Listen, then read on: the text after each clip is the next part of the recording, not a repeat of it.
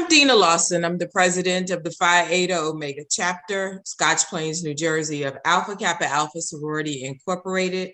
It is my honor to welcome you on behalf of our chapter to our college application process #CAP program.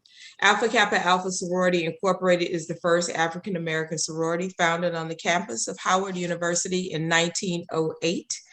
Our organization has a mission of service to all mankind. With the #CAP program, the Phi Eta Omega chapter members will team up with high schools and youth groups to provide understanding in the college enrollment process. The signature program will be a step-by-step approach, starting with research of colleges to submit applications and following through the completion of enrollment. Specifically, our chapter will aid students in completing the application process, preparing for the SAT, ACT, and just overall understanding the whole experience of college. So we have our guest here today. Also like to welcome Walter Ingram here today to share some helpful information for you. And then we have our guest students who will also introduce themselves to you as well. So thank you all for joining us, and we hope that you find this to be an informative event. I'll now turn it over to our Vice President of the Scotch Plains Chapter of Alpha Kappa Alpha Sorority Incorporated, Ms. Liz Nolly Tillman. Thank you, Madam President, and welcome everyone to today's program. It is my pleasure to be here with you and to welcome you to today's event. And we have a very action-packed agenda. But before we get started, if you are a high school student, parent, relative of a high school student, and you're attending with them or on their behalf today, please drop that in the chat. So in my case, if I still had a high school student in my house, I would just put in the chat that I'm a parent of a senior at South Brunswick High School in South Brunswick, New Jersey. That will help our speakers to tailor their remarks to suit your needs and your students' needs. I'm very excited about what we have planned today, but one more housekeeping note, we are recording today's session. So if your student couldn't make it, or you know somebody who really wanted to be here and they couldn't make it, that's okay, don't worry. We will post this to our YouTube and Facebook channels so that you can access the replay of this very interactive workshop today. And we will make sure that you have our speakers' contact information as well before you leave. So without any further ado, welcome to Decisions. Our workshop is focused on how to pick the right school for you. And we are thrilled today to have our speaker, Mr. Walter Ingram, who is the founder of Lumiry Educational Consulting Company. I will tell you a little bit about him, but we also have 4 college students here who are ready, willing, and more than able to share with you their actual college experiences, because it's one thing for me as an adult who went to college 100 and some odd years ago to tell you as a high school student what it's like, but we figured we'd get some folks who are actually in it to win it right now in real time, and I'll introduce you to them in just a few minutes. And we have both HBCUs and PWIs represented for a full experience of information. So without any further ado, let me introduce you to Walter Ingram. He is the guidance and college counselor for Villa Madonna Academy in Villa Hills, Kentucky. He's also an independent educational consultant, or IEC, and the owner of Lumiry Educational Consulting. As a guidance counselor, Walter is responsible for managing the academic and college advising activities for students in grades 7 to 12. He meets in conferences with students and parents regularly to discuss their needs to determine appropriate individualized educational plans. He also serves in numerous capacities in support of Villa's counseling office and administration team. As an IEC, Walter works with US and international students to help them gain admission to their chosen universities using a structured yet nurturing approach that empowers students to take ownership of their university selection and application process. Walter is dedicated to the student's experience. He believes very strongly that each student is a unique individual who will benefit most from highly personalized university admissions consulting experience. Walter attended UC Irvine, where he completed a program in independent educational consulting to bring the best experience to his consulting clients. He's also a North Carolina A&T Aggie, so let me just put that out there. But he does spend a great deal of his time with every client to really understand each family's true needs and concerns from the outset, and is very skilled at making sure each student is a part of the conversation. He's passionate about helping students get on board with the process and is a committed partner in their own future to help them reach their full potential. Walter and his wife of 20 plus years currently reside in Union, Kentucky. He has a daughter and a son. And a fun fact about Walter is that he and his family lived in Singapore for 4 years. And without any further ado, let me bring to the stage Mr. Walter Ingram. Walter, thank you so much for being here. The floor is yours. Awesome. Thank you, Liz, and everyone for inviting me today. I look forward to sharing my little bit of knowledge as it relates to the college selection process. So just a little bit more background about myself. I actually started advising students back in 2003. So funny story. Most people ask me, well, how do you get involved? Because your background is engineering. So obviously I went to A&T. I majored in mechanical engineering, and then I went to the University of Michigan and received a master's in manufacturing engineering.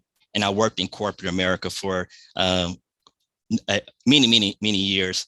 And while I was working for a company called DuPont, I started a nonprofit profit mentoring program for students in grades 8 through 12. Not on my own initiative, but I distinctly remember back in December 2003, 3 young ladies from the basement of our church came up to me, and they were sophomores in high school. And they said, "Hey, Mr. Ingram, I know that you and your wife have obviously know something about going to college because you guys have masters." And they weren't getting any support from their guidance counselors at the time. So we started meeting with those 3 young ladies informally every other week. And from that initial meeting, the mentoring program kind of blossomed and grew into 30 to 35 students for every year. And so that's how I really started finding my passion, my interest in really working with students and helping them with their college positioning. So again, it's my great pleasure to be here to share with you guys today. So let me go ahead and share my screen. And if you guys can see it, just let me know. Yep, looking good. Okay, great. So for the next maybe 30 to 45 minutes, I definitely want to spend time talking about the college selection process. And I want to put in a disclaimer. There are many different ways and approaches a student can take as it relates to for them finding the best fit. My philosophy is certainly one of focus on academic, financial, and social fit, and making sure you develop a process to help you get to that end goal. And so what I'm going to share with you today is a process that I've been using for many years. But like I said before, it's not the only way to get to the end goal. And I'm sure by getting information from myself as well as the student panelists today, you should walk away with a great deal of information to help either your child, or if you're a high school student, you should walk away with some valuable information to help you with your process. So before we jump into the presentation, I have a question for all the students that are on the line. So what you see here is just probably some random couple and a guy at the auto dealership. And one of the things I wanted to ask the students today, most of you guys may be either have a permit or you have a driver's license and you're thinking about that opportunity to go ahead and get that first car. So if you ever participated in the shopping experience for a car, you know, what are some of the things you would consider before making that purchase? So students, if you would, think about that question. What are some of the things you would consider before making your first purchase? Or what are some of the things you would be looking for in a car? So if you have some ideas, go ahead and drop those into the chat.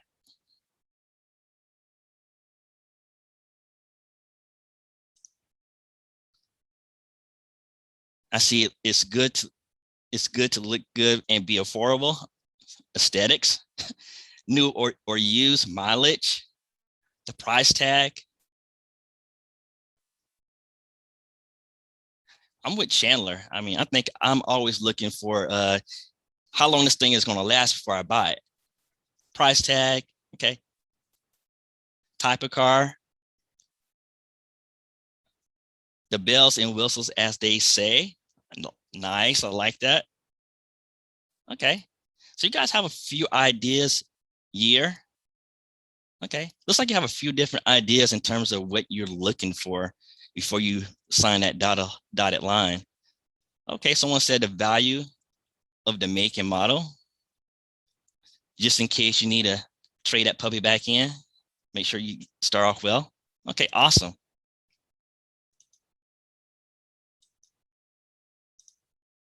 Okay, so students, same question again, but this time, how about a house? So if you and your family maybe recently made a purchase in a townhome or a home or a house or whatever, what are some of those things you might be considering before you make that purchase?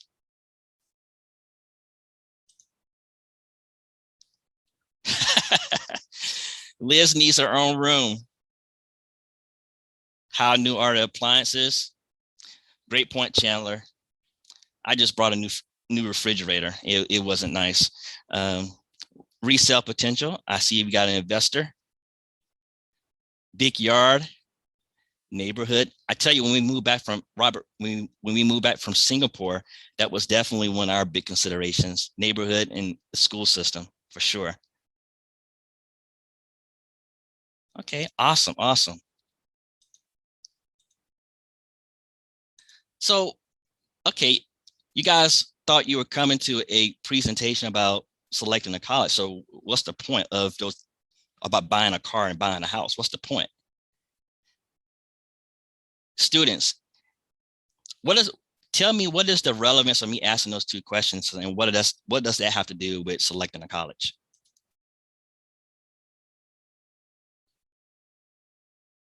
Someone said mindset, expenses, location. Awesome. The whole point, and you have to know what you're looking for. Liz, you definitely nailed it on the head. So sometimes we make this process way too complicated. At the end of the day, you need to think, parents and students, you want to think about this whole college selection process no differently than you would as it comes to shopping for a car or shopping for a house. It's the same process, the same thought process. But today I want to focus on a step that I feel like, in my experience, a lot of students skip. They know to look for certain preferences when shopping for a car. You know to look for certain things when buying a house, but we don't align that same mindset when it comes to starting this process for looking for a school. So today we want to kind of focus on how do we really use that same mindset and that same thought process when we want to shop for a school. So at Lumiry, and also at, in my college counseling at school, I work with my students in using a 5-step process to create a dynamic college list. We won't have time, obviously, to go through all 5 steps, but in summary, step 1 is really learning about thyself. And we're going to focus most of today's session around step 1. Step 2 is really searching and comparing. So, and making sure that you can begin to find an initial list of colleges and schools that will sort of fall out of step 1. Then step 3 is building a smaller college list and looking at some of the characteristics that will make that school the best fit for you. And then once you get that finalized list, creating an action plan, because we got close to 4,000 to 5,000 universities in the country, and a lot of universities, unfortunately, they don't have a standardized process for their admissions process. So sometimes you have to create an action plan for each particular school, and then finally executing the plan. Okay, and so, like I said today, we're going to focus as it relates to the college selection process. I feel like step one is the most critical and most important piece out of all of 5 steps. So what do I mean about step one when we talk about learning about thyself? Often in my experience working with students, most students know themselves. Obviously, 15, 16, 17-year-olds have a good understanding of who they are. Sometimes, though, it's hard for them to articulate that in terms of expressing what they're looking for in a university for a number of reasons. One might be depending on their home environment. Let's face it, some parents and students, they work well together. Some parents and students, they're like oil and water. They don't see eye to eye. So sometimes it's about really being comfortable, being able to bring something to the table to their family. So the first step in terms of learning about thyself is really gathering data and translating things from the headspace down to paper. And so we do that in a number of different ways, using many different types of assessments and surveys, interviews, etc., to make sure that we are really telling the story of what the student is sharing about themselves. We also look at their test score profile, and then there's a process that we go through to help the students prioritize certain things that they're looking for. They're going to be in terms of their preferences. Okay, and so let's spend some time really talking about preferences. How do we assess and gather information and the importance of it? So establishing your preferences and looking at your personal college criteria is very similar to what we talked about in terms of buying a house and buying a car. Students have to spend time really establishing their preferences before they look at any school. So it's nice to start throwing out names, Howard, A&T, Rutgers, all these great schools. But if you haven't spent the time and the work to really establish your preferences, you don't really know if those schools are going to be good, great fits for you. And so really what we want to do in step one is to help students with their understanding of their interests. And then from there, we want the students to begin a process where they go and prioritize certain factors that are important to them when selecting any college. So again, it's about establishing this criteria first before we even look at any college, because later on, your preferences and your criteria is going to drive the entire college search and the evaluation process, okay? But also more importantly, and I'm sure your student panelists will tell you this later on, making sure you land on the right fit is very important. Your survival in college is directly tied to your personal interests and factors. And so yes, there are 3 components: academic, social, and financial. And so yes, we want to go and have a good understanding of where we need to go academically, because ultimately we want to leave universities and find a job in terms of our careers. That's important, but also there's a social component to college as well. There's an experience that you have over the next 4 to 5 years that is like unlike anything else you will ever have in your life. And so you need to make sure that you understand and articulate those desires up front, okay? So here's how we go through this process by having conversations with students. There are certainly many different preferences that a student can evaluate or analyze when establishing their criteria. And so one of the things that we recommend that students do is look at as many preferences as possible, and then begin to sort those preferences into different buckets. And so things that you must have, they go in the must have button. Things that are nice to have, you put those in that bucket. Things that are you don't care about, or you're like, no way, then you want to sort those into the right categories. And so this is the first step to really helping you prioritize, because let's face it, there is no school that's going to be able to satisfy everything you want. But if you prioritize the things that are most important to you, certainly a school can really be in a position to meet most of those preferences. And so what I want to do for the students on the line today, if you haven't had an opportunity to begin to sit down and really reflect and think about what are the preferences that are really most important to me, I'm going to walk you through an activity, one of many activities that I use with my students, but one that I find to have been very effective is this activity called Coursava. Coursava utilizes a card sorting system. And what happens is the student, you're going to be given many cards to review covering a broad range of college traits, okay? And so every time, and as you review each card is going to represent a unique trait of the college. And on each card, you're going to see a specific definition, okay?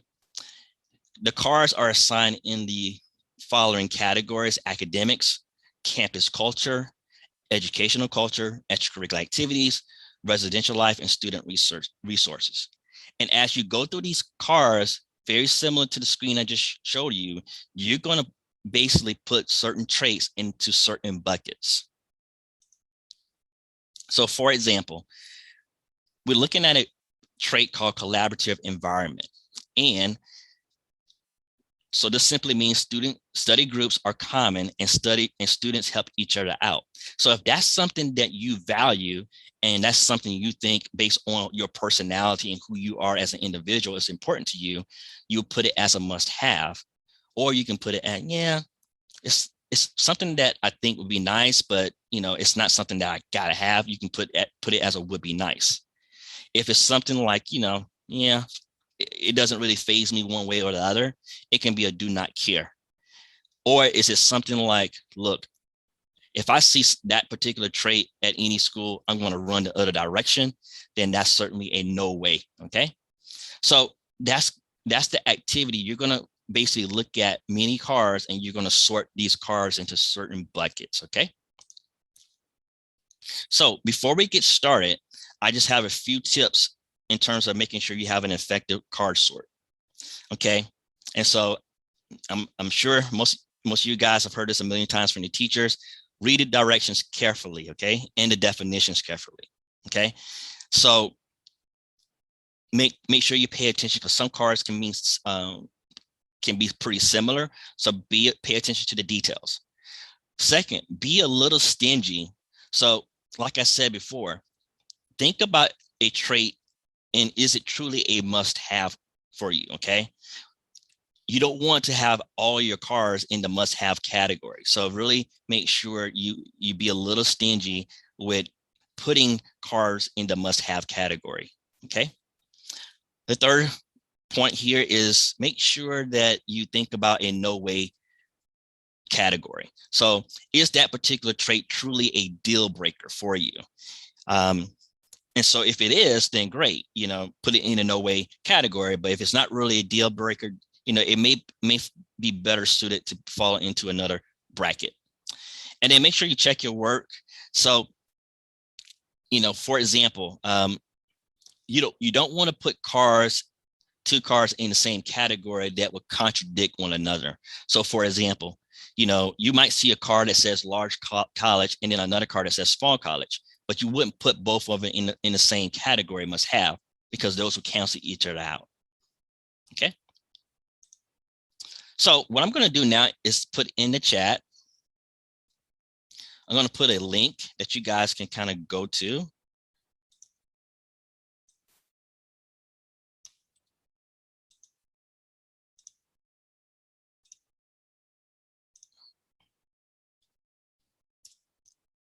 So I'm going to put that in the chat there, and students, what you can do is click on the link. and then sign up for an account. And then what you want to do is confirm your age. If your high school is using Coursava, you might find your high school. If not, you can just skip that step. Your information, you need to verify your account and then sign in. So take a moment to actually click on that link and then set up your particular account. And one thing about this is that this is your account for you to use, not just for today, but as you go on in this particular process. And I also want to mention that just because you set and do a card sort today to have an initial list of preferences, and you can always come back and update your preferences in terms of the categories, because as you learn and do your research, preferences can change over time. So don't think of this like, oh my gosh, I'm setting my preferences and I can't change it forever. Okay. So if you would, in the chat, once you get your account set up and you get logged in, just give me like a thumbs up in the chats, or just say done maybe in the chat to let me know that you got everything set up. And while they're working on that, what other, like this Coursava tool, is it primarily just a card sort, or are there other resources on there that parents should be aware of? Yes, so let me stop sharing for a second and then I can pull up my test account here. So students, once you get logged in, your screen should say start the card sort. So you can click on start card sort to get going. So other things that we can talk about this now and later as well, Liz, but two things. First, students can invite their parents, and parents can sort of do their own card sort as well to compare and contrast. Secondly, though, students can, as they later on use their preferences to build a list and they finalize the list. One neat tool that Coursava has is this ability to give impressions. So let's say you went through the process, you developed your preferences, and you built an initial list of schools based off of those preferences, and you narrowed down your list. Now it's time to go do research, correct? So let's assume that I did that research and I came to, these are my 5 schools that I want to apply for or research further. So you can add those colleges to Coursava, and then let's see if I pick A&T, right? So now for my must-have cards or a few would-be nice cards, I can go in here, and if I go to do a campus visit at A&T, I can start researching my preferences, and then I can evaluate A&T in terms of how well did they meet satisfy that particular preference. And so by doing so, as long as you're consistent with all the schools on your list in Coursava and repeat the same process, Coursava has an algorithm that sort of ranks the schools for you based on your research. So that's a neat tool that a lot of my students use once they get to that step in the process. Because again, it's all driven by the preferences that the students feel like they most important to them. So does that answer your question, Liz? Yeah, no, that's awesome. I wish they had something like this when when I was looking at college. It would have saved me a lot of time and aggravation. Me too. So like so now that the students have had a chance to sort of sign in, Walter, do you want to give them a few minutes to work, or do you want to keep going through your presentation? How do you normally handle this in your workshops? Yes, so if they're signed in, because I didn't see anyone chime in there, I'm assuming they are all good. They should see a button that says start the card sort, and they can go ahead and just start. And then once they're done with the card sort, if they would, please just type in the chat finished or done, so that at least we know that they're finished with the card sort.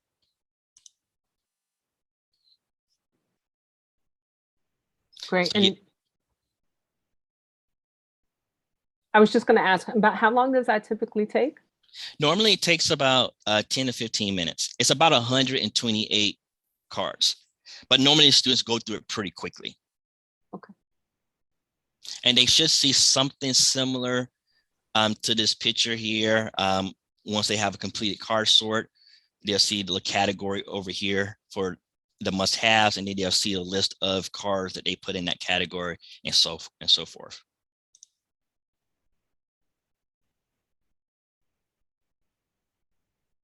Great. So, Walter, anything else you want to share while the students are working? If not, we can take a break from your presentation. We've got a couple of announcements that we can share with the parents while the students are working, and then we'll come back to you once the students have had a chance to finish their card sort. So, but I do want to just check in with you and see if you have any last minute reminders while the students are working. No last minute reminders, but certainly if we can take a break here from at least what I'm doing. If you have certain announcements that you want to share from the chapter, that'd be great. Okay, fantastic. So high school students, you should be working on your card sorts. So let me just pull up something that I would like to, Walter, can you unshare your screen? And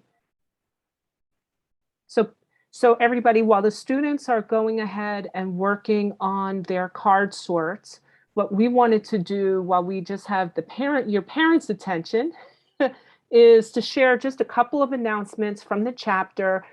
Our president told you a little bit about us and who we are.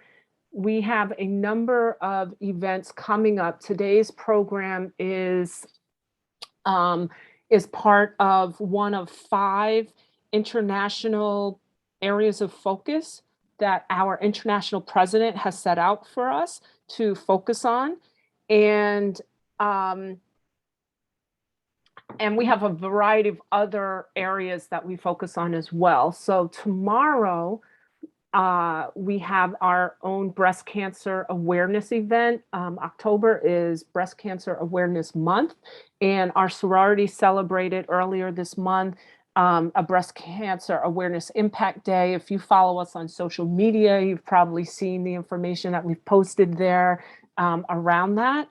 And this is part of one of our international areas of focus. And let me just back up for a moment. We have 5.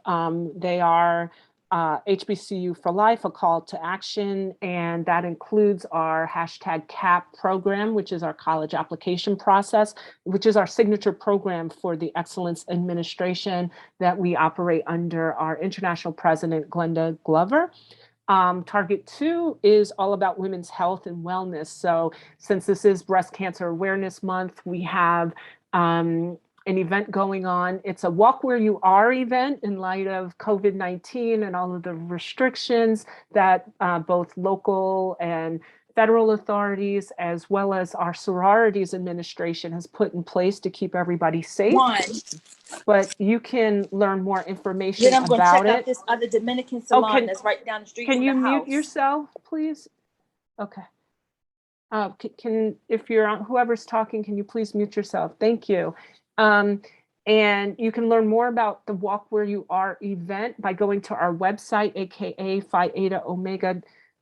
It's actually .org, sorry about the typo, /events. And you can make a donation. You can post pictures of yourself if you want to walk and post a picture of yourself and tag our chapter on it and post it to social media. Every bit helps to increase awareness of breast cancer research. So please join us in that. In November, we are going to focus on Target 3, which is building your economic legacy. And we do that by supporting Black-owned businesses like Walter's company, Lumiry Educational Consultants, and others. And internationally, Alpha Kappa Alpha has a partnership with Google through the Grow with Google program, and we will be offering a variety of free workshops designed to help people re-enter the workplace or find jobs or reposition themselves for success in the workplace. and beyond. And so it's for students, it's for veterans, it's for business owners. So we will be offering, Phi Eta Omega will be offering a series of those starting in mid-November. So please watch our social media pages and our website for more information on the topics for those, and tell your friends. And we will also be observing International Caregivers Day in November as well. That is a day that the sorority observes each year to honor caregivers. So a lot of us are engaged in elder care. Some of us have, special needs loved ones that we care for. And every year, Alpha Kappa Alpha for the last 3 years has taken a day out to honor and celebrate our caregivers. And we are going to do that with a very special workshop by an expert in this space on Monday, November the 22nd. So please save the date for that and watch our web pages and social media for more details on that. And we also will be closing out our program year the first weekend in December, on December the 6th, with another holiday movie night. Last year, we viewed Jingle Jangle together and had just a wonderful time, family friendly. We popped some popcorn and we watched this phenomenal movie. We have another movie picked out, which I won't unveil yet, but we do have some special guests from the production of the film that we will be watching together, who will be online with us for a very special behind the scenes VIP Q&A session. So you don't want to miss our upcoming movie night. So again, more details to come on all of those events. And I just wanted to share those with you. Madam President, do you have anything to add that I may have missed, or anything you want to add to these announcements before we turn it back over to Walter? I don't have anything to add, but I do have an ask. If you are able to join us for our events, please do so. Please share our events with your network. We are committed to serving our community and to our international program targets. So each of these touches on that. So they're specifically designed to work on those areas. And so we cannot do that without the community's involvement. So we encourage you to please share with your network as well as yourselves. If your families are interested in attending our holiday movie night, it was a great time last year. And, we've had to, pivot in 2020 to kind of, make sure that we still are able to meet our program targets virtually. So we've, in a very unique way, we've been able to do that, as many organizations have been. So continue to participate if you've supported in the past. Please continue to do so and share our events. So thank you. And that's all I have to add, Sorlis. Great, thank you. And let me just recap the targets, because I think I stopped at target 3, but our movie night is aligned with target 4, which is a focus on the arts. And our 5th target area is global impact. And we do that through a variety of activities. And you may have seen us collecting shoes or eyeglasses, or celebrating Global Impact Days, or raising awareness of the plight of refugees, both in our state and internationally. So those are our program targets, and these are just a few of the events that we have coming up to support those. And I just wanted to make sure that all of you were very well aware of what's coming up, so you can join us for all of that information. So with that, Walter, I think our students are back from the card sort. So I'm going to stop sharing and turn it back to you to wrap up your workshop before we get into questions. Okay, I'm gonna pull my screen back up here. Okay, so hopefully everyone got through the card sort. And what I want to do now is just pull up my, because of time, normally I would pull up someone maybe who want to share their card sort, but because of time, let me just pull up mine, and then we'll summarize what we need to do with next steps.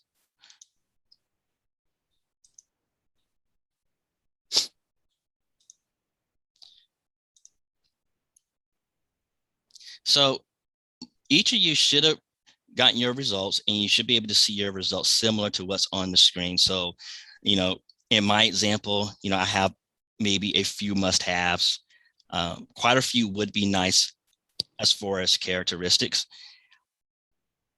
a few no ways, and a few do not cares. Well, a lot of do not cares. Okay. And so the whole premise of this particular activity is the one to sort of get you into the mindset of, okay, I'm looking and shopping for a college, and I'm starting to narrow down the preferences that are going to drive my shopping process. Okay. So you should have something similar to that.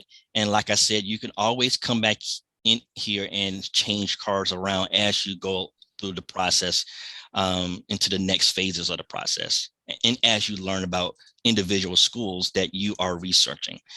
So what I want to do now is talk about, it's one thing to do the card sort, but the card sort is really kind of that first step. The real magic in this particular activity is really the why. And so if you did a card sort with me and we were sitting down, the next logical step for us is to have a conversation, is to say, hey, Liz, I noticed that you selected financial aid as a must-have. Let's talk about that. Why do you select that card? So now we need to understand the motivation behind why you're selecting certain preferences for must-have or would be nice, because you need to have a good, strong understanding for a number of reasons. One, as you begin to research the schools, you won't get easily swayed by marketing. Okay, this makes your process much more intentional. But you need to be able first to articulate why you select certain preferences. Remember, you're going to be spending the next 4 to 5 years on somebody's campus. And so this, for most of you, this is going to be like one of the first major decisions that you're going to make in your entire life. So you need to take time to be critical, strategic, and intentional. And so the why is really designed to help us understand why you select certain preferences for must have and would be nice. The second one, though, is definitely, like I mentioned before, sometimes, there are a lot of different dynamics in between the parents and students. Most parents, and I'm a parent myself, we like to make sure you have a plan. And I think when you can sit down with your family and your parents and articulate, I chose this particular school, or I selected this particular preference because of XYZ, I think most parents are more receptive to listening to you articulate what you want to do and your intentions, versus you selected a card and said, I don't know why I picked it. And so I think it helps with that conversation piece. And also it helps the family get alignment in terms of where we're starting from with the search process and where we're going. Okay. So why is going to be very critical in terms of finishing up the card sort. Now, how do you use the preferences in the rest of the process? Okay. And so because of time, we won't be able to work through that today, but with my students, we use those preferences and primarily the must-have and the would-be nice preferences to build an initial list of schools. So you can use a number of different search engines. My favorite search engine is called Scoir, and I can put that in the chat. Let's see here.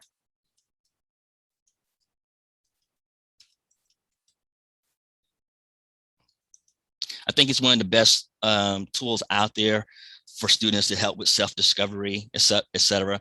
Every time I do this activity with my students, the common feedback that I get is that, thank you so much, Mr. Ingram. I had no idea where to start.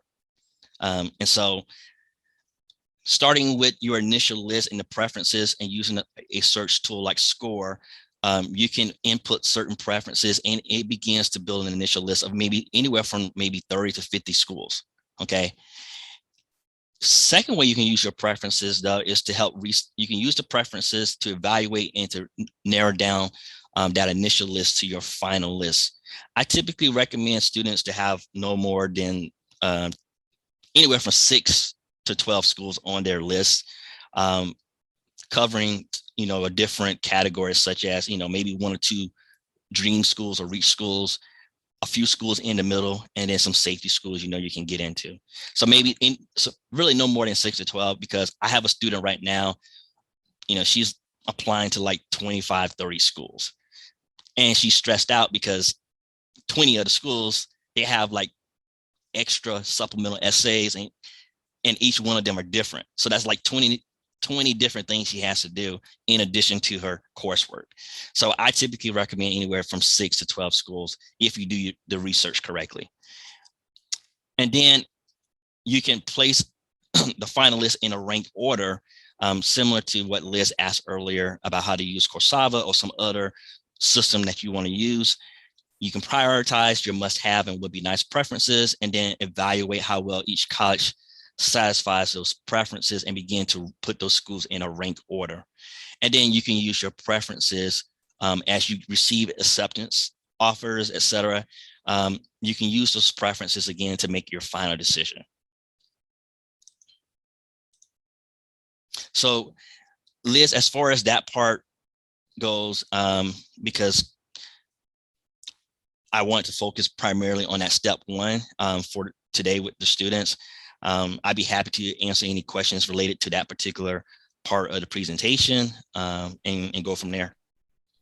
Fantastic. So thank you so much, Walter. I really appreciate your information. I actually learned a lot, and I wish we had, people like you, and we had resources like you and your company and Coursera back when I was going through my college education journey. So I know this is going to help a lot of parents and families. But just a couple of questions for you. The college application and selection process has always been sort of challenging, right?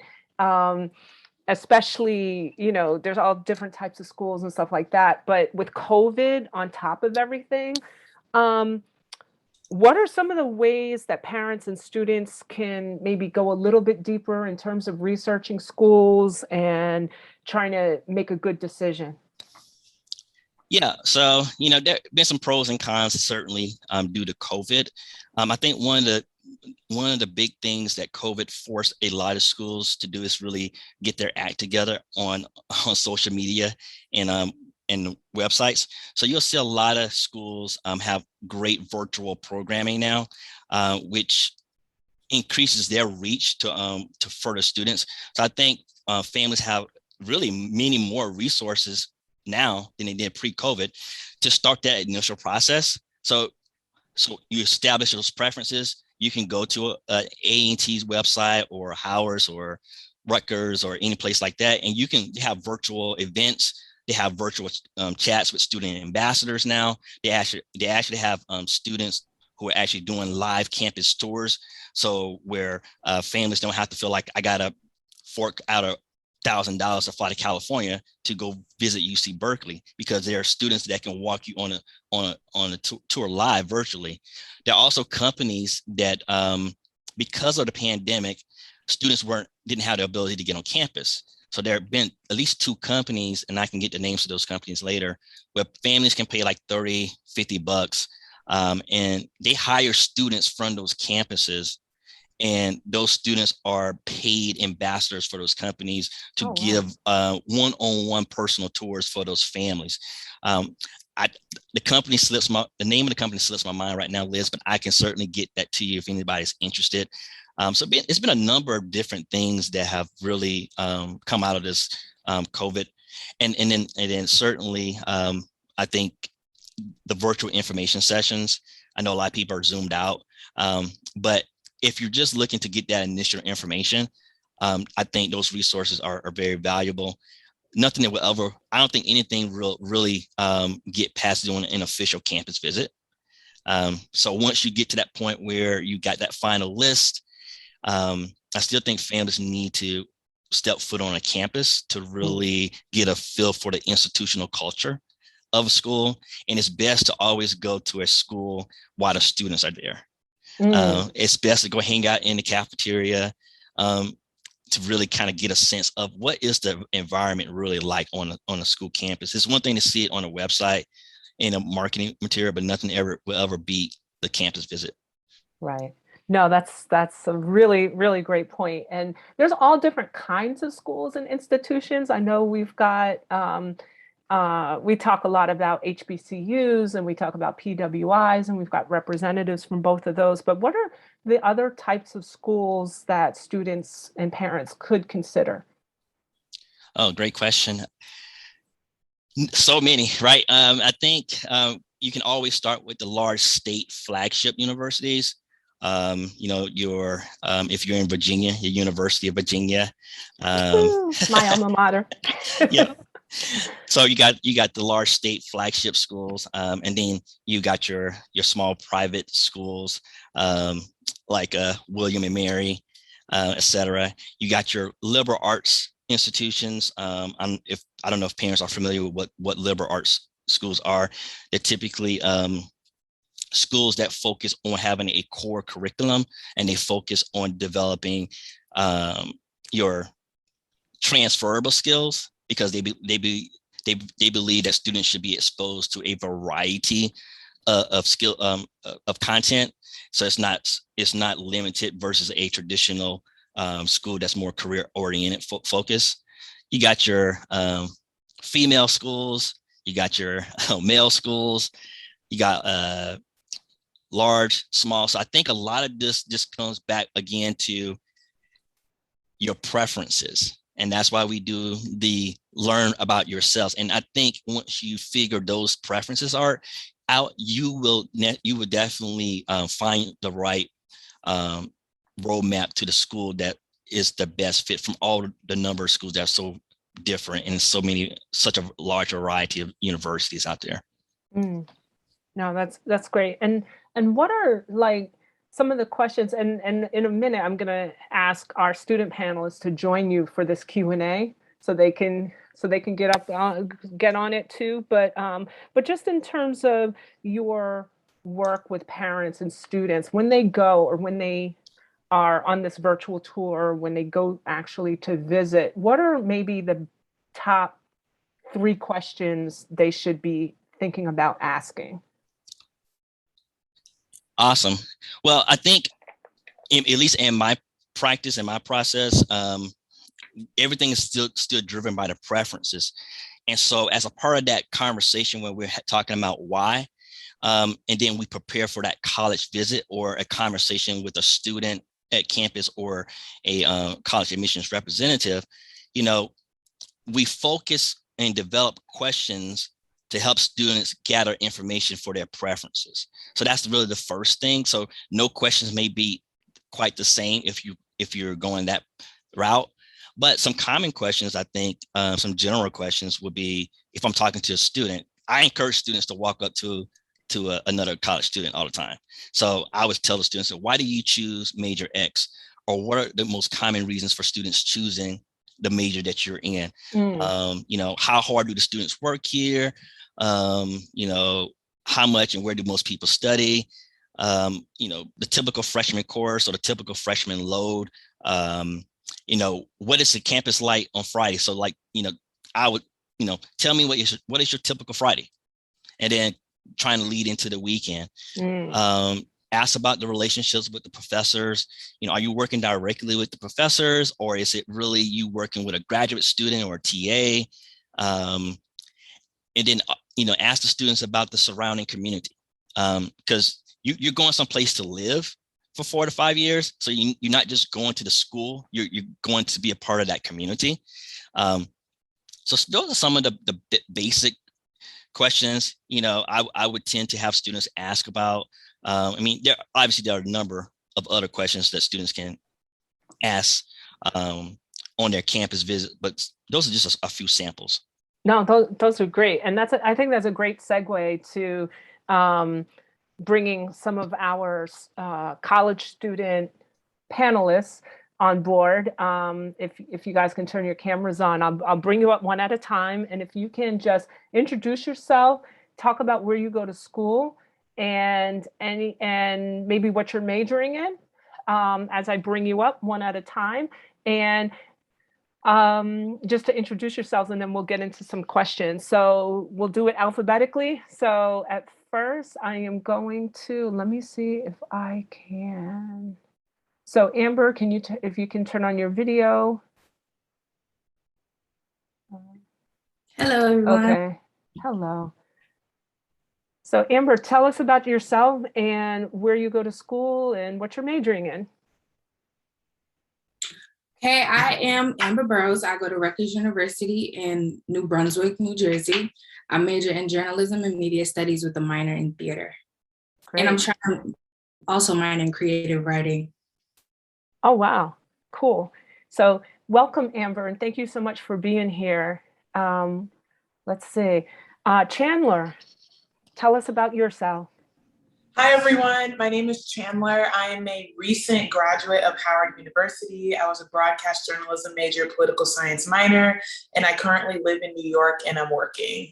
Awesome. We love living in New York and we love working. Working is good. There is life after college. So can't wait to hear about that. So thank you so much for being here.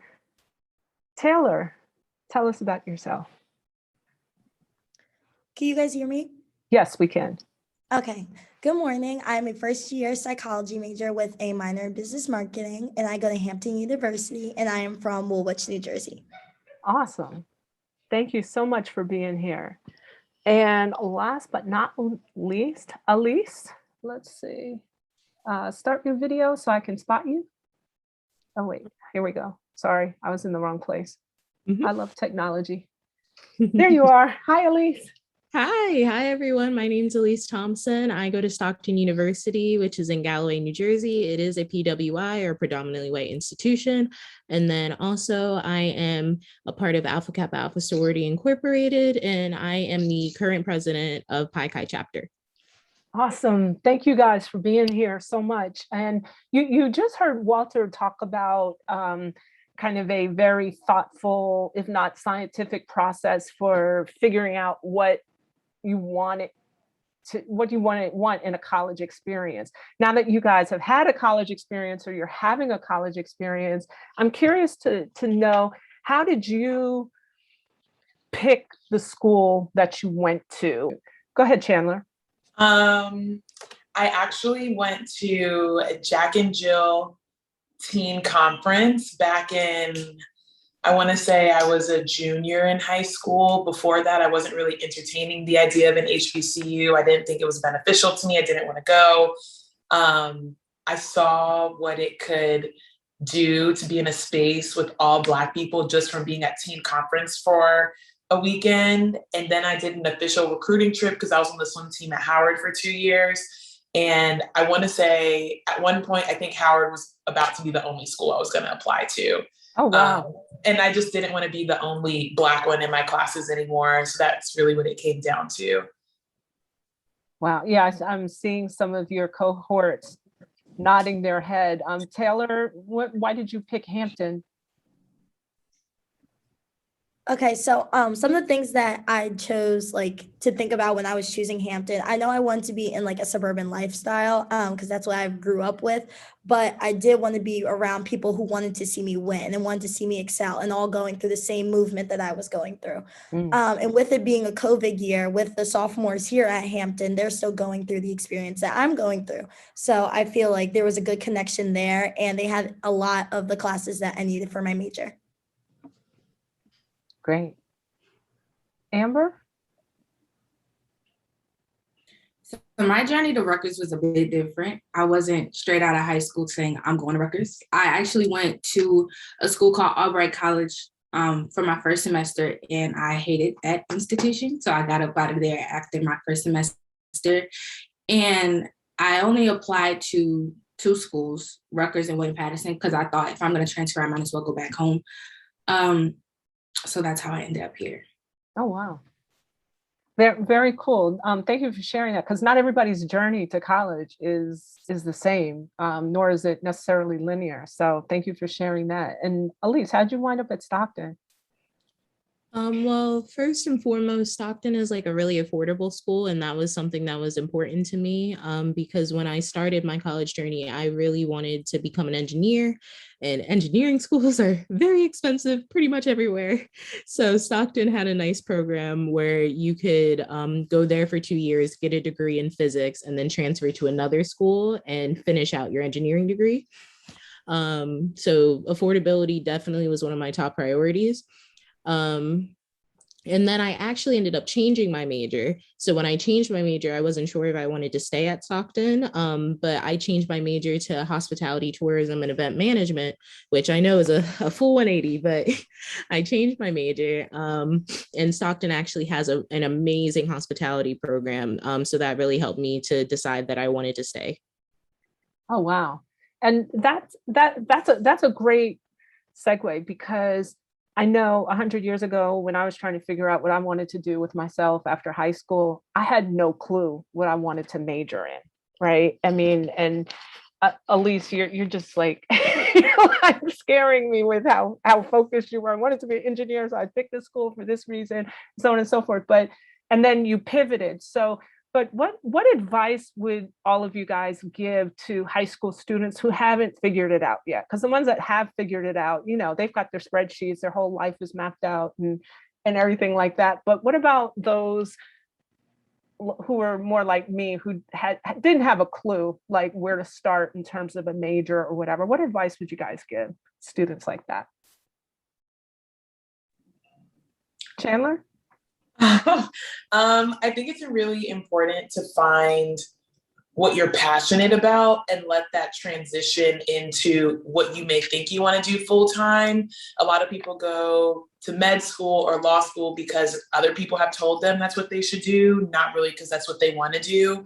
I felt I pinpointed mine down because I knew I liked writing and I liked media. So I used my major to help me get into the business of media and news organizations, which is super helpful. So now I definitely feel that I've found where I need to be, but it definitely starts with what are some of the hobbies that I guess bring you joy every day when you sit down to do them, and how can you make that a full-time career? And from what I've seen, it works out. Like, people that wanted to be DJs full-time have gone and done that.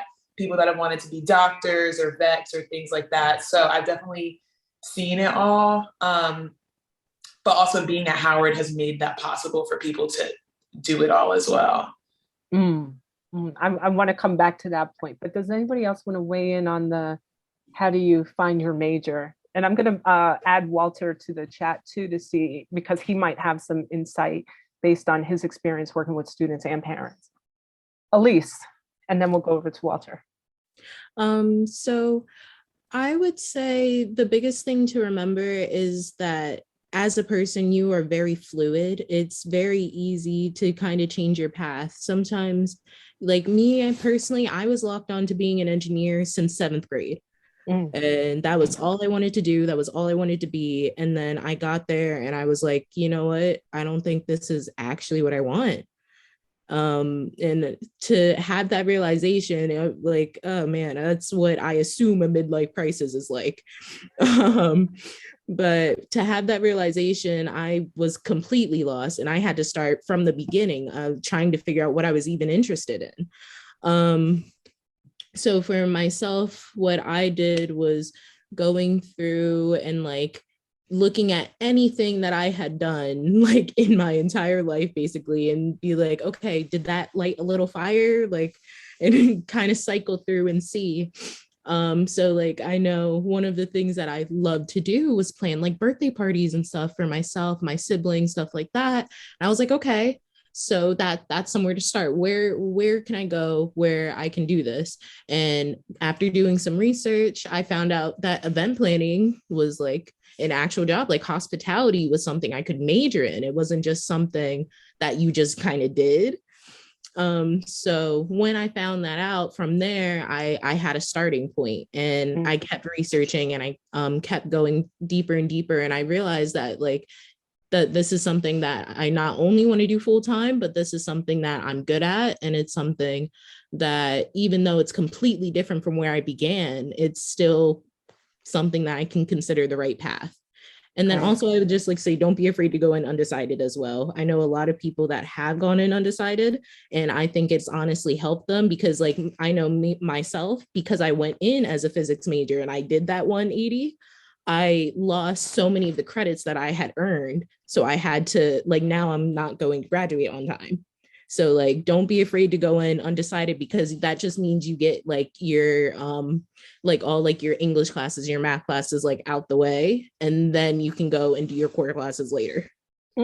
Great advice. Thank you, Elise. Walter, anything to add to that from your perspective? I think Chandler and Elise covered it very well. My only 2 cents there would be one, I encourage my students, to go undecided because you can make sure you can include that as part of your preferences, making sure that you find a school that has a great exploratory program, a school that has the resources to help you figure it out over the next 2 to 3 years.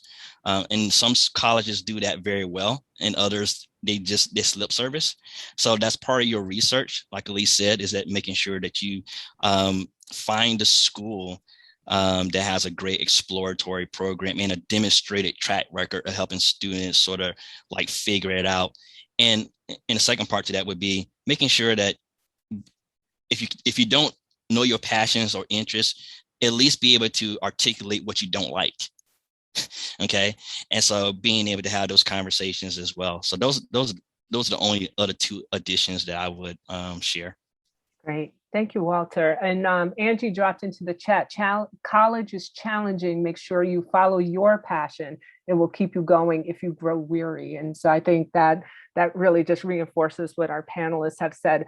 I want to go back to something Chandler touched on about Howard feeling like home, and Amber touched upon, if I'm going to switch schools, I want to be closer to home. So, college is, to turn a phrase like, or to quote a TV show, it is a different world, right, from home. And so how is college different from high school? And what kinds of things can you do to have it feel more like home? What are some of the strategies or things that you guys have done, or things about your college experiences that made it feel more like home, even though it is literally a different world? I don't know who wants to take that one first. Taylor, go ahead. I can start. With going to Hampton, I do love being by the water. That's our slogan, home by the sea. And with that, me and my dad, like back home, we would always go out on beach trips, fishing, stuff like that. So I feel like with a college, you want to find something that's going to give you that home vibe away from home, so you're not as homesick and it's easier to get your work done. And one thing also is I was in a lot of clubs my high school career, made sure I was well-rounded. And I feel like with Hampton, there's a lot of opportunities here for clubs to do different community service groups and outreach programs. So that's something I also looked for with picking Hampton. And I feel like that's what gave me the home vibe that I wanted. And that's why I love it here. Cool. I'm curious, what activities have you been involved in? Are you involved in? Oh, so here I'm in the psychology club here, as well as the freshman honors program. So the freshman honors program is basically a kickstart for if you want to pursue the honors college at Hampton. And with the honors college, there's a lot of community service opportunities, as well as a lot of networking to the alumni for different jobs for after college. Wow, fantastic. And from what I understand, I think Alpha Kappa Alpha has a chapter there. No pressure. I'm just putting that out there in the universe in case anybody who's viewing wants to investigate that, Taylor. So thank you for sharing that. Anyone else want to answer? Anyone else? Gotta slip that in. Anybody else want to answer that? Go ahead, Amber. Yeah, so the first college I went to was very small. So many would say that's like a home type of feel. I believe there were no more than like 2,000 of us, but it wasn't the right school for me. So I transferred to a school, Rutgers, which is huge. The way I found my home here is we have a program called Douglas Residential College that I'm a part of, which caters to women who join the school. and it's a much smaller pool. It makes Rutgers much more palatable. They cater to women. They're there for women. So I love it in that aspect. And also I'm a part of the School of Information and Communication, which is a much smaller school in Rutgers University. So those are the two ways that I was able to find my home there.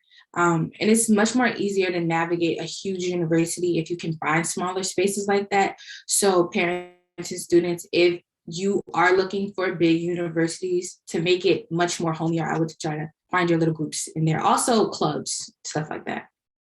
And are you engaged in any activities on your campus as well? I do quite a few things here. I work with the radio station, so WRSU. I'm a Red Pine ambassador for Douglas Residential College. I'm on the e-board for the United Black Council, and I feel like that's it. I think that's it. All right, cool. Well, I would plug the fact that we have a chapter at Rutgers again, but I won't do that. I'll go ahead on to the next speaker and give either Chandler or Elise a chance to chime in on this question, or go ahead, Chandler. I would definitely say that your friends also help your experience at whichever school you decide to go. And I think that that's one thing that a lot of people don't really touch on.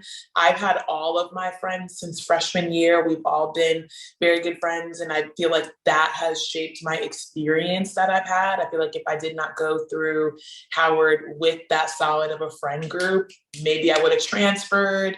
Maybe things wouldn't have turned out the way that they did. So that really helped. And I feel I was also really involved around campus and around DC too, which helped in me getting to know more people, which also helped in solidifying the fact that, oh wow, I really like it here. I really like this school. I think this is the best place for me. And what were some of the things that you were involved in that, since you are now in the workforce, which is awesome, that you think sort of helped to build your resume and really position yourself for success to get that job coming out of college? I did a lot. I don't know if I'd recommend doing this much, but I was on the swim team for 2 years. I was manager of the lacrosse team for a year right before COVID happened. I was a part of Howard University's news service. I was our anchor and reporter. So I did digital, print and TV reporting. All of our things were broadcasted on PBS. I was a part of the Hilltop. I had a lot of community service. I was in the School of Communications Honor Society, and I was in the honors program. And I know for a fact I'm like missing something else. I took a lot of certifications to help. And then I was an Emma Bowen Foundation fellow and that's how I got all of like my summer internships. And then I had an intern every semester since my sophomore year. Okay. So internships, or I guess that could add to a student's college selection criteria, or that's a good question to ask when you're visiting, right? Like, do you have internships and things like that? Because my guess is that must have helped you. I mean, you're a ridiculously poised and polished young lady, so I could see why any organization wanted to hire you coming out of school, but you also have to, prove and have the track record behind it. So it sounds like you did all those things, and that's something that maybe students should think about when they're selecting their school or their major. I would also say it's really important to know the environment that your school operates in. I know Howard is very competitive. So if that's not the environment that you feel that you would thrive in, and that's not the school for you, everyone definitely feeds off of, I hate to say it, but like, how can I one up the next person? And that turns into internships at JP Morgan or internships at Google and things like that. And it's just like, how can I do better? Which is fun in certain ways because it's just like one big networking pool. But if that's not your forte, then I wouldn't say that like this is a school that you should really consider, because that played a big role in my experience. Yeah, that's a great point, Chandler, because even one of the even one of the traits in the cars is called competitive environment. And so sitting down, and when a student selects that as a must-have, I'm immediately like, okay, we got to talk about this.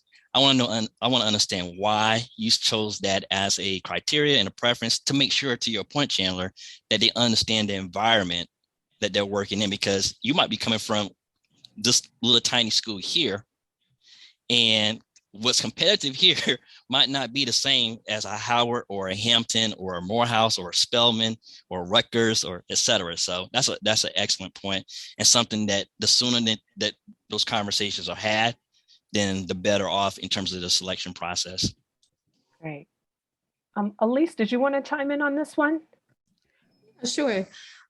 So definitely I have to echo the other panelists with finding your friend group and getting involved on campus. That's definitely one of the things that, like, I know I preach to all the new students whenever they come in to get involved on campus, because it's been proven the more involved on campus you are, the more likely you are to graduate. And that's the goal, right? We want to get that degree. And then I believe you also asked about, like, what was the second question you asked? Well, I just asked sort of, how is college different from high school? And you know, it's a different world, but it's sort of similar. So how do you make it feel like home, away from home? But how is it kind of different from high school? Yeah, so I think the biggest difference would be probably the amount of freedom that you have. So high school, everything's very structured, but when you get to college, you no longer have that same structure. You kind of have to build your own structure. And in doing that, you're going to give yourself a nice head start, and you're going to give yourself a way to feel as if you do belong. Because if you feel like you can't handle all these different things, you're not going to feel at home no matter what you do. You're going to feel out of place. You're going to feel like a fish out of water. So figuring out how to balance your social life, figuring out how to balance your mental, physical, spiritual, emotional wellness, figuring out how to do your classes, figuring out, oh, do I want to do a job? Do I want an internship? Stuff like that. All of that all together, it's a lot to manage, but if you find that balance, you will feel right at home. So I would say, in addition to finding your own balance to feel at home, I would say, again, find your group, get involved, and just overall, just make sure you, like, when you talk about your school, make sure you can talk about it with pride. If you can't talk about it with pride, you're in the wrong place. That's a good self-check. Thank you. So I'm looking at the clock, and you guys are so amazing. I wish we had more time, but we have 7 minutes left. So what I want to do in our last 7 minutes together is give each of you one chance to say, what's the best advice you could give to a high school student about how to be successful in college? What's your best advice? Let's see. We'll start with you, Taylor. Okay, so advice that I would give a freshman in high school that I've received was structure is key. I feel like throughout high school, they give you structure, but junior year and senior year is when you should crucially start to work on how you can work around your own schedule. And I feel like that has helped me so much for my first few months here, because the course load is a lot. So making sure that you have a balance and you have time to do your homework, and there's time to go eat or go to the gym and do those things you want to do. So making sure you have structure, and also ask for help. I feel like a lot of people feel like, oh, I have to do this on my own. There's a lot of resources that help with assisting in making schedules or just helping you regulate to a new environment. So making sure you have structure and asking for help when you need it. Great. Awesome advice. Chandler, what's your best advice? I would say, don't let the people around you, or even your friends, for instance, dictate the path you want to take with your life. It's very easy to get lost, to see, oh, well, everybody's doing this, or everybody's doing this, and I don't have a job yet, or I don't have any post-grad plans, or whatever the case may be. I think it's important to remember that you run this race, not anybody else, and you have to deal with the consequences of your decisions. So like, think about that before you apply to med school and you know you don't want to be a doctor, but all your friends around you want to be doctors. I think that was the one thing that really pushed me, because I knew that was just one of the things that really pushed me. I said, this is my race. I'm here for me, but I'm glad I have a group of friends that are here to support me. But at the end of the day, these decisions are my own. Great. All right, great. Let's see. Amber, what's your best advice? My advice kind of relates to Chandler's advice. I would say, don't let anyone speak fear into your plans, because I feel like that's what happened to me. And that's why I ended up going to school that I didn't like, because if it was up to me, I would have went to North Carolina A&T or Spelman or something. But don't let anyone speak fear into your plans, whether that's the school you want to go to, the major you want to major in, the career field you want to go into. Like Chandler said, nobody knows what's best for you except for you. So go for it, do what you think is best for you, and ultimately you'll be the happiest and your journey will be the best for you. Awesome. Wow. Okay. Well, I think we're writing a book together right now. So Elise, what's your best advice? I would say my best advice really mimics everybody else. Like you said, find your own path, ask for help when you need it. But in addition for like asking for help, you can find help for a plethora of things when you're at school. Built right into your tuition is so many different resources that you have access to simply for going to that school. There's counseling centers, there's food pantries, there's people that help you plan your schedule, like Taylor said. Like, there's so many different things where people, it's their job to help you and they love helping you. So don't be afraid to speak up and ask for help if you're struggling. And that includes tutoring and stuff like that. I know I was a kid where I never needed to study. I always got straight A's. I don't even know why I'm in this classroom. I already know everything, you know? But when I got to college, I did realize that it was a different experience. Like, this is a different level of education. And sometimes things get hard and you gotta be able to, one, take a step back and realize that your pride is not that important when the grades start slipping. So please go get the help you need when you need it. Awesome. Wow. Wow. Okay. Walter, any best advice from your perspective that you can give to parents and students? Well, it sort of mimics everything that the young ladies have articulated so well. I think preparation is key. And being intentional, especially that first semester, your freshman year, you don't want to overdo it, but you definitely want to get involved and find your peeps. Pick one academic organization, pick one general interest organization, and one organization where you've always was curious about, or activity, but you never had time to do it.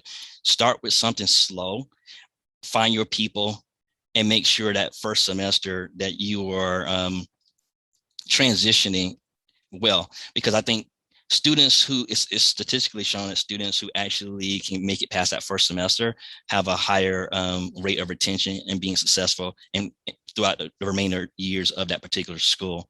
So I think nothing happens by accident. So you need to plan for that, for those things coming out your senior year in high school.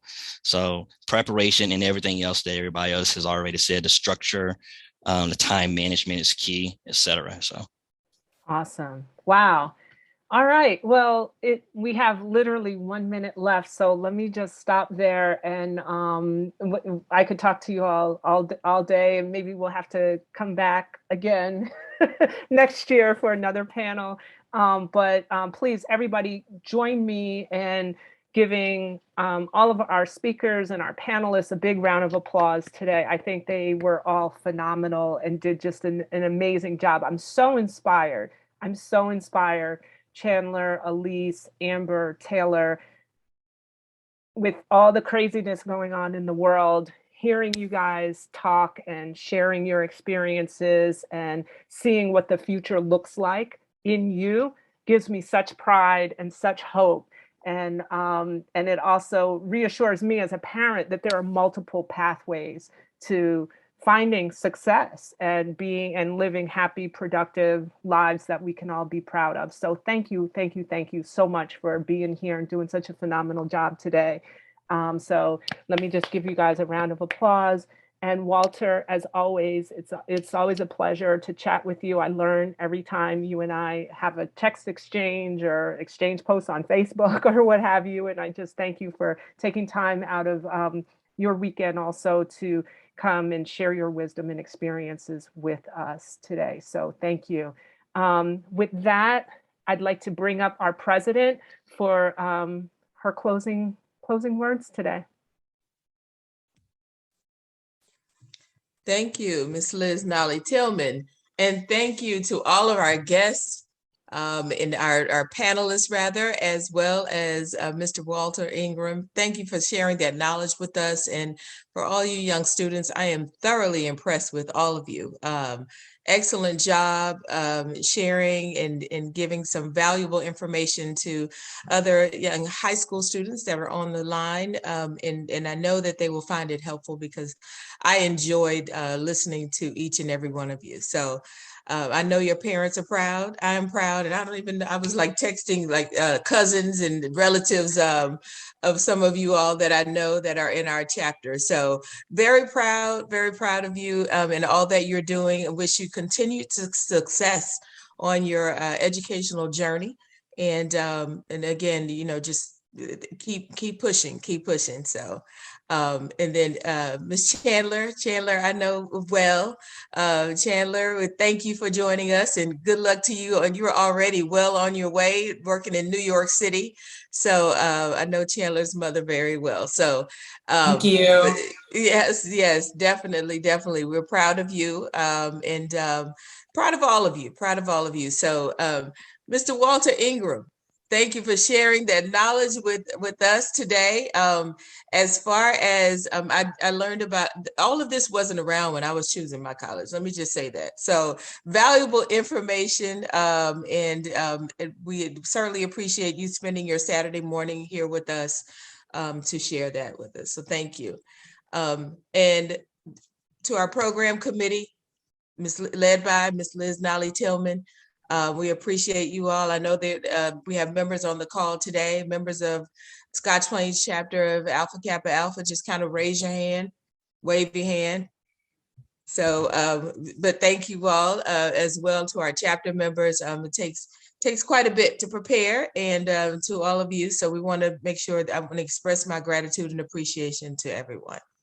All right. Well, I don't have anything else. I hope you all can enjoy the rest of your Saturday afternoon. But again, thank you all for joining us today. Outstanding. Thanks, everybody. Thanks, everyone.